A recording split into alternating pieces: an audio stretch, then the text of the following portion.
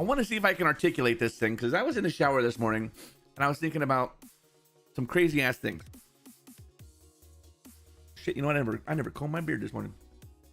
I wanted to talk about a few things. Pretty heavy subject too. What is the meaning of life? What is the meaning of life? And I thought to say, well, why go on? Why should I live? And then I thought to myself, man, if I say that, that's going to sound kind of morbid, right? It's kind of morbid. It sounds like I'm going to do something rash or something. Well, I don't want to talk about that, but then I thought, well, what is life? And I thought to myself, self, and then I said, what? Because that's what I do when you talk to yourself. I said, you realize that life is a series of ups and downs, right? It's a series of negatives and positives. And when you're going through life, you've come across the best day of your life. How many times have you ever heard like a kid or a child say, this is the best day ever? And they have absolutely no idea what lies in store for them. But they're excited because they got the favorite gift, or they were able to go to Disneyland. So that was the best day of their life. What they don't realize is they're going to fall in love for the first time. They're going to get a good grades on their report card. They're going to have sex for the first time when they grow up. They're going to get their first car, their first job. They're going to get their first paycheck. They're going to purchase something that they've always wanted. They're going to have their first child. They're going to have, potentially, these are all the things that could potentially happen. Maybe they win the lottery. Shit, I don't know. There's all of these positive things that can happen to you. So we think to ourselves every day, today is the tomorrow that we hoped for yesterday, because yesterday, what happened? Yesterday, I lost my job. Yesterday, I broke up with my girlfriend or boyfriend. Yesterday, I got kicked out of my house or my apartment. Yesterday, somebody that I loved died. Yesterday, something happened, and it was the worst day of your life. But that was yesterday. And even if it happens today is the tomorrow. Oh, Jesus, what's in my throat right now? Today is the tomorrow that you hoped for yesterday. So even if this crap is happening today, you just found out your best friend died, or your parents died, or you lost your job or something like that. Your life is over. Oh my God, I can't handle it. I'm done. It seems overwhelming. It's this burning sensation that seems to go down into your soul, that you're like, oh my God, I can't. Well, I'm not going to deny you your feelings, because you very well may feel that way. Because everything that you knew to be true just got shattered. Your true love, your wife, girlfriend, boyfriend, they cheated on you. How could they? The job that was the most perfect job, you got fired or laid off. Life was perfectly just great. Nothing could go wrong. You got cancer or some other random disease.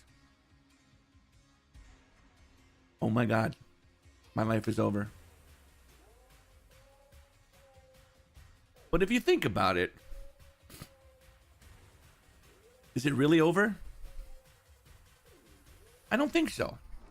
You're still breathing. You're still moving forward. You still have that infinite amount of time in front of you. You still have friends and family that love you. You still have possibility. You still have hope. You still have, if you haven't lost it, love.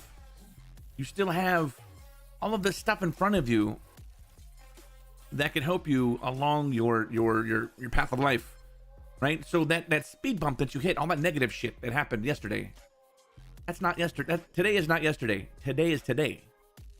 Today is the tomorrow that you hoped for yesterday. So, like you said when you were a kid, This is the best day of my life. Woo! Or when you were a teenager, you broke up with your boyfriend or girlfriend. Oh my God, my life is over. Was it really though? Was that really the your true love? Was that your soulmate? You have moved on from there, and you have found your soulmate potentially, or it's maybe that person's still out there, and life has become, you have discovered these little things on a scale of 1 to 10. It's like your best day ever as your kid is like your birthday party or something. It's like a 2 in the grand scheme of things. It's like a 2, but to you it seems like a 10. Right? Then you find your first love. Then you have your first child. I'm not a parent, but I will tell you from what I have heard from other parents. Did I log into the right channel? You're getting deep on this. I know. I'm not a parent, but I will tell you from what I've heard, even from my coolest, most manliest friends, right? The world cannot bother me. They have never known what love was. True love. Until their child is born. They don't feel that they could love anything more, possibly more, when that child is born. So your greatest little birthday when you're 10 years old, woo, I got my pony. Fuck your pony. You just had a baby boy or baby girl or twins or quintuplets or Jesus, whatever happens, all right? So just because shit happened today, you lost your job, your boyfriend broke up with you, whatever the case may be, that's today. There's always tomorrow. It can be better tomorrow. You've got friends, you've got loved ones, you've got hope, you've got faith, you've got all of this stuff. So don't ever give up, because you never know what's going to be happening tomorrow. You never know. And I hope I articulated that properly, but it was just, I was sitting in the shower and I was wiping my pits and jiggling my balls, and I thought to myself, man, that's deep.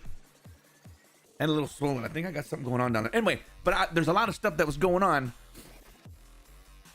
And I hope I was able to tell you that properly. But anyway, kids, the single most rewarding thing in life and the most trying and exasperating thing in life.